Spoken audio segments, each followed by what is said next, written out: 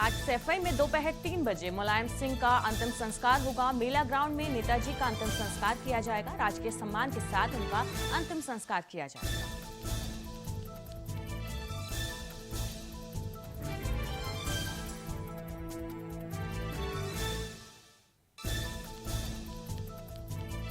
उत्तर प्रदेश के मुख्यमंत्री और समाजवादी पार्टी के संरक्षक मुलायम सिंह यादव का आज उनके गांव सैफई में दोपहर 3 बजे अंतिम संस्कार होगा। उनके अंतिम संस्कार में शामिल होने के लिए देश भर से दिग्गज आज सैफई पहुंचे हैं। इस दौरान राहुल गांधी भी अपनी अंतिम यात्रा में शामिल होने के लिए सैफई पहुंचेंगे, जहां वो उनको श्रद्धांजलि देंगे।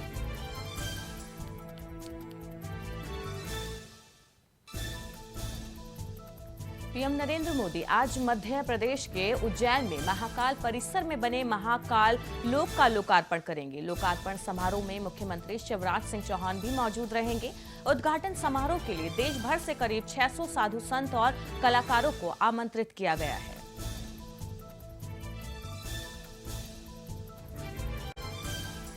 बीस दिन के अंदर दूसरी बार केंद्रीय गृह मंत्री अमित शाह बिहार जा रहे हैं। ये उनका एक दिवसीय दौरा है। आज अमित शाह लोकनायक जयप्रकाश नारायण की जयंती पर जेपी की जन्मभूमि सिताब दियारा में जनसभा को संबोधित करेंगे।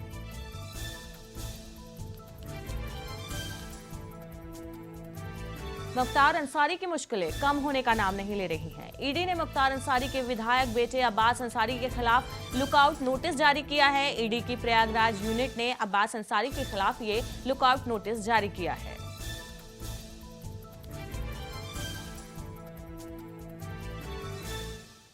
उत्तर प्रदेश के मुख्यमंत्री योगी आदित्यनाथ ने उत्तराखंड में तैनात सेना के जवान शुभम सिंह को वीर गति प्राप्त होने पर श्रद्धांजलि अर्पित की। सीएम योगी ने शहीद के नाम पर सड़क बनवाने की घोषणा की। साथ ही शहीद के परिजनों को सरकारी नौकरी के साथ 50 लाख की आर्थिक सहायता देने की घोषणा की है।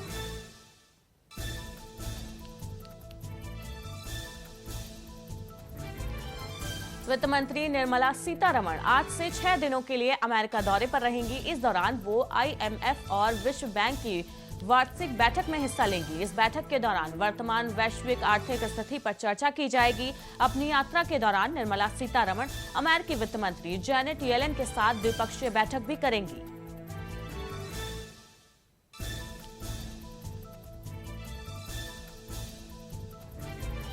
छत्तीसगढ़ में प्रवर्तन निदेशालय ने बड़ी कार्रवाई की। जानकारी के अनुसार सुबह 7 बजे से कार्रवाई जारी है। ईडी की टीमें 12 से ज्यादा ठिकानों पर मौजूद हैं। ईडी ने सीएम भूपेश बघेल के करीबी अफसरों के ठिकानों पर रेड मारी है।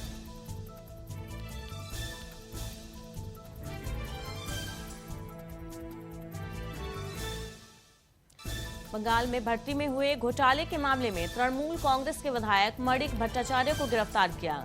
अधिकारियों ने कहा कि मलिक से रात भर पूछताछ करने के बाद उन्हें गिरफ्तार किया गया। मणिक भट्टाचार्य को कथित तौर पर जांच में सहयोग नहीं करने पर गिरफ्तार किया गया।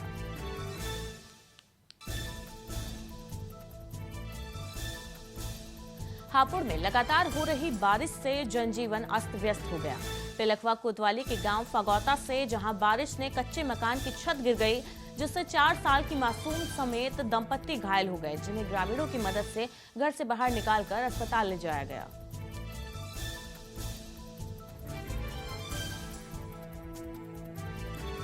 प्रयागराज के घूरपुर इलाके में एक दर्दनाक हादसा सामने आया, जहां कुएं में गिरने से पिता और उसके बेटे की मौत हो गई। SDRF की मदद से दोनों के शवों को कुएं से बाहर निकालकर पोस्टमार्टम के लिए भेजा गया।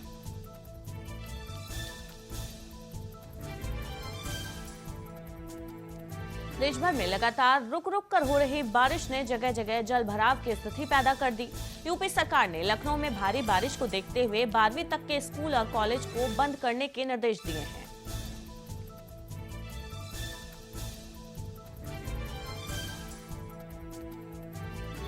उत्तर प्रदेश शासन ने स्थानांतरण नीति के संबंध में आदेश बदल दिए हैं। बदले गए नियम के अनुसार अब कै और खै के कार्मिकों के स्थानांतरण में ही सीएम का अनुमोदन लेना होगा। वहीं गै और घै के स्थानांतरण पूर्व निर्धारित व्यवस्था के अनुरूप होंगे।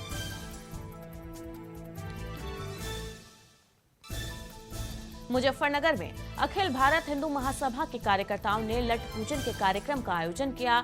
इस दौरान कार्यकर्ताओं ने मुस्लिम युवकों को चेतावनी भी दी। जो करवा चौथ के दिन हिंदू महिलाओं के हाथों में मेहंदी लगाने का काम करते हैं।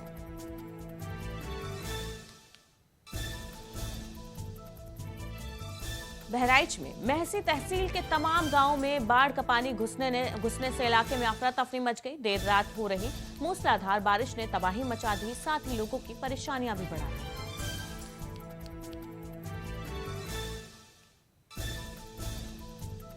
उत्तर प्रदेश के मुजफ्फरनगर में सोशल मीडिया पर एक चोरी का वीडियो सामने आया है, जिसमें चोर दुकान के बाहर रखे रेडीमेड कपड़ों की चोरी करते हुए दिखाई दे रहे हैं। ये घटना एक सप्ताह पहले की बताई जा रही है।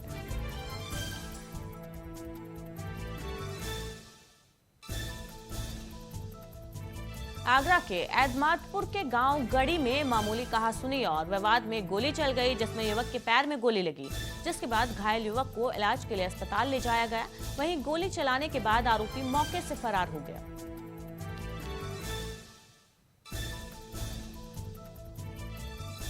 बहराइच के नानपारा कोतवाली के मेन बाजार में फिल्मी अंदाज में युवक पर ताबड़तोड़ चाकू से वार कर युवक को घायल किया गया, जिसके बाद वो वहां से फरार हो गया। वहीं युवक की नाजुक हालत को देखते हुए मेडिकल कॉलेज रेफर कर दिया गया।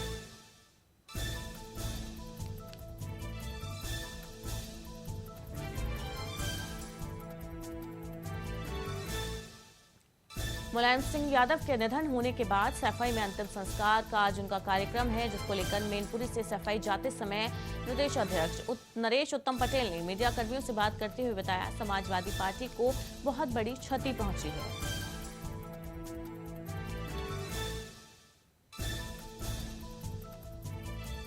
सुल्तानपुर के बल्दिया राय थाना क्षेत्र अंतर्गत इब्राहिमपुर में दो समुदाय के बीच विवाद हो गया, जो कि देर रात चला। विवाद की वजह से विसर्जन शोभा यात्रा करीब 5 घंटे तक रुकी रही। एक समुदाय के लोग पारा बाजार में प्रतिमाएं रखकर प्रदर्शन करते रहे।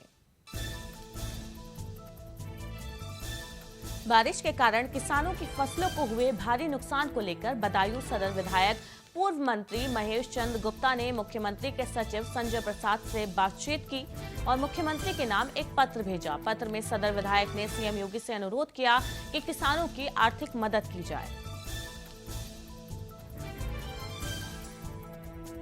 मुजफ्फरनगर जनपद की पुलिस का ऑपरेशन क्लीन जारी है। देर रात चेकिंग के दौरान सिविल लाइन पुलिस और बदमाशों के बीच मुठभेड़ हो गई। इस मुठभेड़ में पुलिस ने चैन स्नैचिंग लुटेरे बदमाश शकील को गिरफ्तार किया, जबकि उसका दूसरा साथी पुलिस को चकमा देकर फरार हो गया।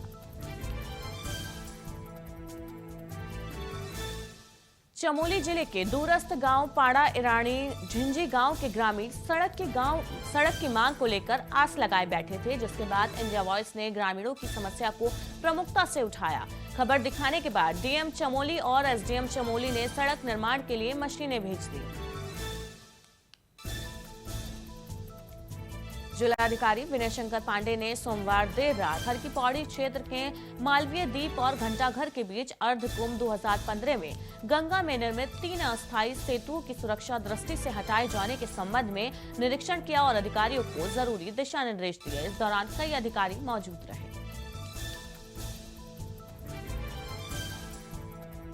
केदारनाथ में रांसी ट्रैक पर गए बंगाल के 10 सदस्यीय दल में से 2 सदस्यों की सेहत ज्यादा खराब होने के चलते असमर्थ होकर वो ट्रैक में ही फंस गए, जबकि बाकी 8 वापस लौट आए। वहीं इस बात की सूचना एसडीआरएफ को दी गई, जिसके बाद एसडीआरएफ टीम के जवानों ने प्राथमिक उपचार देने के बाद तत्काल रेस्क्यू करते हुए केदारनाथ पहुंचकर युवकों को बरामद किया और उन्हें अस्पताल भिजवाया।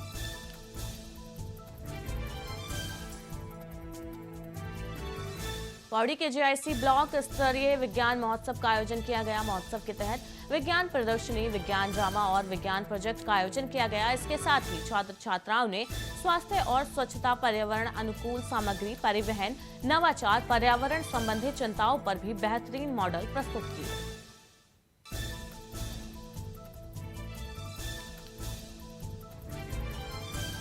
बिहार के मुख्यमंत्री नीतीश कुमार ने पटना में जेपी की जयंती पर प्रतिमा पर श्रद्धा सुमन अर्पित किए। उन्होंने कहा, जयप्रकाश नारायण की जयंती पर हम लोग शुरू से मनाते आ रहे हैं। जयप्रकाश नारायण जी की प्रतिमा इनकम टैक्स पर स्थापित हो, ये हम लोगों ने सोचकर काम किया था।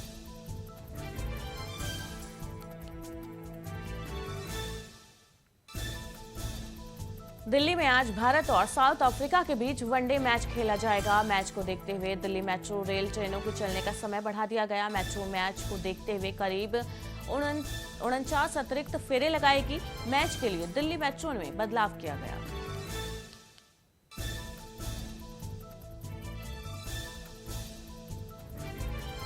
दिल्ली विश्वविद्यालय ने स्टूडेंट्स को राहत देते हुए ग्रेजुएशन के लिए रजिस्ट्रेशन की समय सीमा 2 दिन के लिए बढ़ा दी।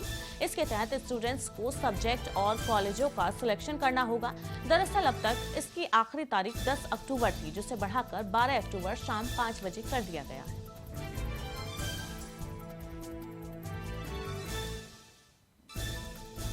एनसीईआरटी ने एनसीईआरटी नई दिल्ली और अजमेर, भोपाल, भुवनेश्वर, मैसूर और शिलांग में स्थित इसकी यूनिट में सीधी भर्ती के तहत 292 विभिन्न शैक्षणिक पदों को भरने के लिए आवेदन निकाल दिया है।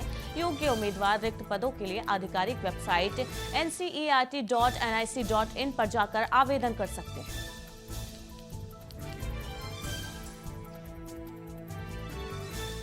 देश भर में मेडिकल छात्रों का नीट यूजी काउंसलिंग का इंतजार आज से खत्म हो रहा है। Medical council committee MCC NEET UG counselling के पहले राउंड के लिए रजिस्ट्रेशन प्रक्रिया आज यानी 11 अक्टूबर से शुरू कर रही है। इच्छुक छात्र नीट यूजी राउंड 1 काउंसलिंग में भाग लेने के लिए रजिस्ट्रेशन प्रोसेस एमसीसी की आधिकारिक वेबसाइट mcc.nic.in से पूरा कर सकते हैं।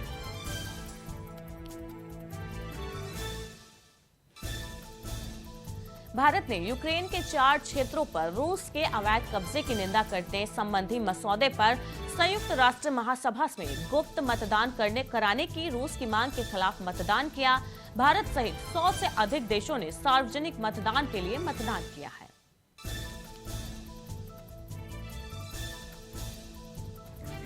मॉस्को की तरफ से ताजा मिसाइल हमले के बाद संयुक्त राष्ट्र महासभा की बैठक बुलाई गई। इस आपात बैठक में यूक्रेन ने रूस पर आतंकवादी देश होने का आरोप लगाया। रूस की तरफ से यूक्रेन के 4 हिस्सों को तोड़कर उस पर कब्जे के बाद यूएन की ये बैठक बुलाई गई।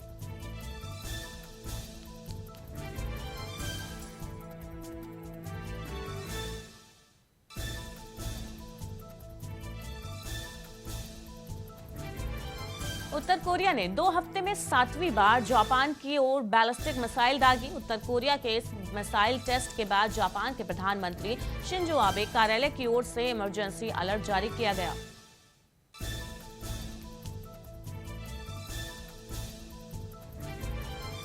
इलेक्ट्रॉनिक मार्ट इंडिया के शेयरों का अलॉटमेंट कल यानी 12 अक्टूबर को हो सकता है, लेकिन उससे पहले ग्रे मार्केट से मिले संकेतों से लग रहा है कि कंपनी शेयर बाजार में शानदार डेब्यू कर सकती है। सब्सक्रिप्शन के लिए आखिरी दिन इलेक्ट्रॉनिक मार्ट इंडिया के आईपीओ को 71.69 गुना सब्सक्राइबर मिले थे।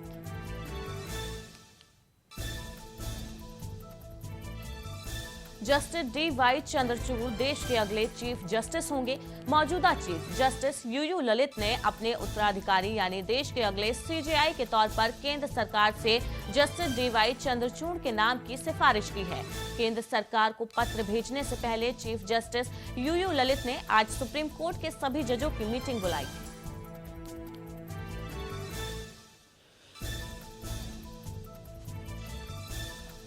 फ्लिपकार्ट बिग दिवाली सेल में एप्पल आईफोन के भी कई मॉडल्स को बम्पर डिस्काउंट के साथ बेचा जा रहा है। आईफोन 30 को 60,000 रुपए से कम कीमत पर बेचा जा रहा है। एप्पल आईफोन 13 को 59,000 रुपए में लिस्ट किया गया। ये सेल 16 अक्टूबर को खत्म होगी।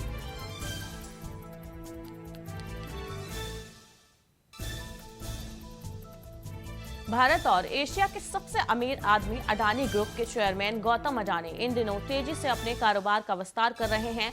अब एक और पोर्ट को अपने नाम कर लिया है उन्होंने। गौतम अडानी की झोली में गंगावरम पोर्ट लिमिटेड शामिल हुआ है।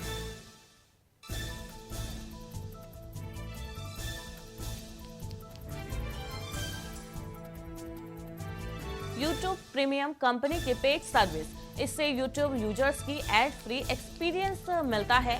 इसके अलावा दूसरे भी कई फीचर्स दिए जाते हैं। भारत में YouTube प्रीमियम की कीमत 129 रुपए से शुरू होती है। इसमें YouTube म्यूजिक का भी सब्सक्रिप्शन दिया जाता है। कंपनी अभी केवल 10 रुपए में 3 महीने के लिए YouTube प्रीमियम सब्सक्रिप्शन दे रही है। ये ऑफर सभी के लिए उपलब्ध नहीं है। कंपनी इसके लिए एल YouTube का ऑफर दे रही है।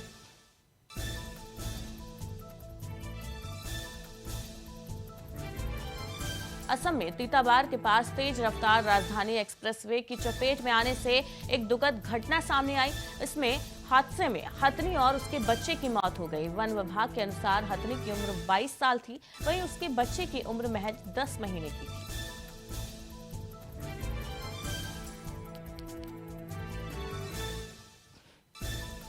गुजराती फिल्म छेलो शो के चाइल्ड स्टार राहुल कोहली का निधन हो गया।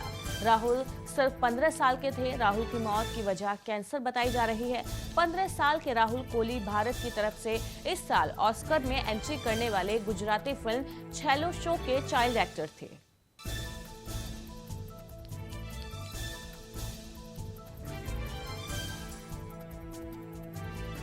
सदी के महानायक अमिताभ बच्चन का आज जन्मदिन है। आज वो 80 साल के हो गए। उनके जन्मदिन पर कई लोग उन्हें बधाइयां दे रहे हैं। अमिताभ बच्चन के फैंस उनके लिए अपना प्यार जता रहे हैं।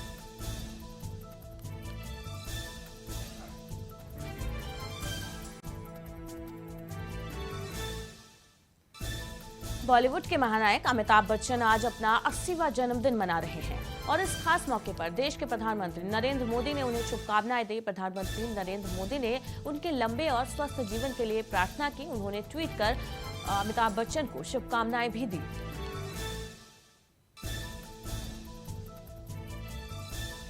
T20 वर्ल्ड कप की तैयारियों में जुटी टीम इंडिया ने आज पर्थ में वेस्टर्न ऑस्ट्रेलिया के खिलाफ अपना पहला प्रैक्टिस मैच खेला।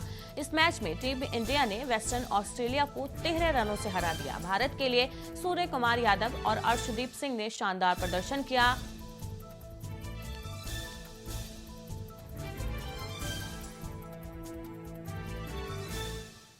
नोबेल समिति ने सोमवार को अर्थशास्त्र के क्षेत्र में भी नोबेल पुरस्कार का ऐलान कर दिया। इसके तहत बेन एस बर्नार्ड के डगलस डब्ल्यू डायमंड और फिलिप एच डायबलिव का नाम शामिल हो ऐलान किया गया है। इन तीनों अर्थशास्त्रियों को संयुक्त रूप से इस पुरस्कार के लिए चुना गया।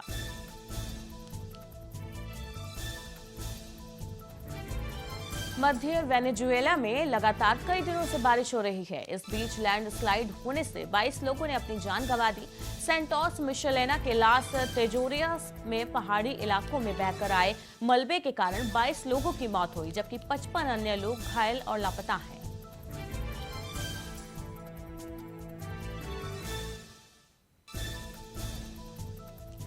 जुरासिक वर्ल्ड डोमिनियन 17 अक्टूबर को प्राइम वीडियो पर स्ट्रीम की जाएगी। जुरासिक वर्ल्ड डोमिनियन का निर्देशन कॉलिन ट्रेवरो ने किया है, जबकि Chris Pratt, Bryce Dallas Howard और लारा डर्न ने प्रमुख किरदार निभाए हैं।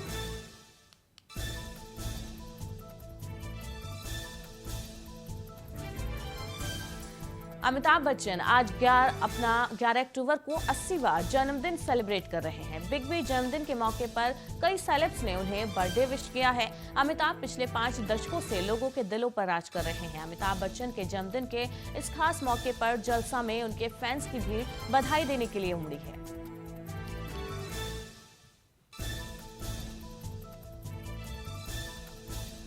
पंद्रह साल के राहुल कोहली भारत की तरफ से इस साल ऑस्कर में एंट्री करने वाले Gujarati film Chhello show last film show के चाइल्ड एक्टर थे। राहुल ने छेलो शो फिल्म में शानदार काम कर नन्हे से उम्र में ही खास पहचान बना ली थी। राहुल ने अभी तो अपने सपनों की उड़ान भरनी शुरू की थी। उससे पहले ही कैंसर की वजह से उन्हें दुनिया को अलविदा कहना पड़ा।